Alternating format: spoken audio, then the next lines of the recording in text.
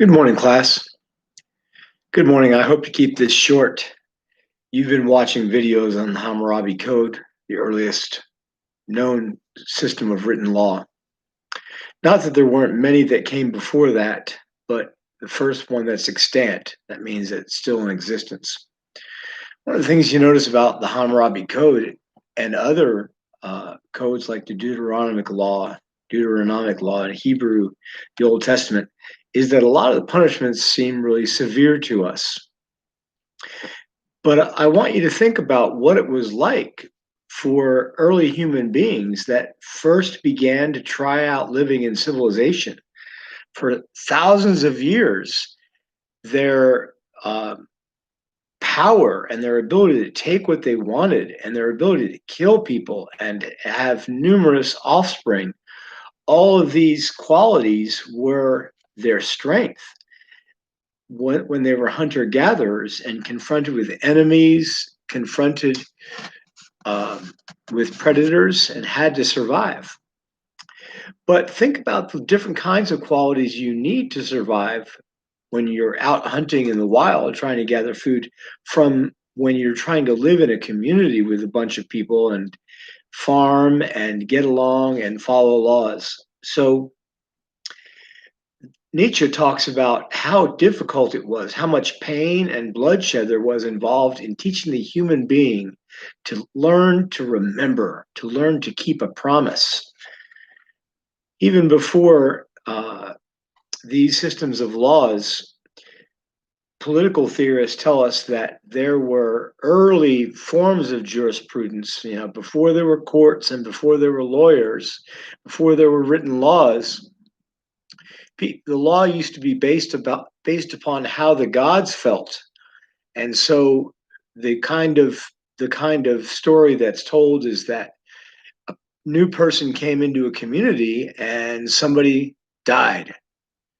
Now, we don't know if the new person killed the member of the community or not, but they were immediately suspect because no one would stand up for them. No one knew them, so they were immediately suspect of the crime.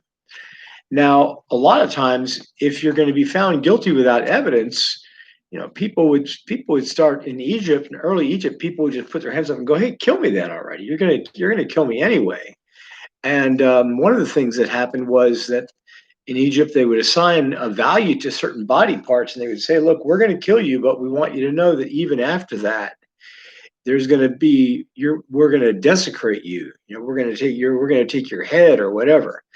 But getting back to the community where there was a crime, so the last person that came into the community didn't have anybody to vouch for them, and so what would happen is they would subject them to an ordeal. Let's find out what nature thinks. Let's find out what God thinks about this. So the person who was accused of the crime would, for example, here's an example of an ordeal. They would tie the person's left wrist to their right ankle, tie their right ankle to their right wrist to their left ankle, and then take them and throw them into the lake. Now here's the kicker in the ordeal. If the lake received you, that means nature received you, that God received you. You drowned, you must have been innocent. You were declared innocent of the crime. But if somehow you managed to escape, wriggle free, and get out of the lake, then they would have to hunt you down and kill you because that meant you were guilty because God or nature didn't receive you back into the lake.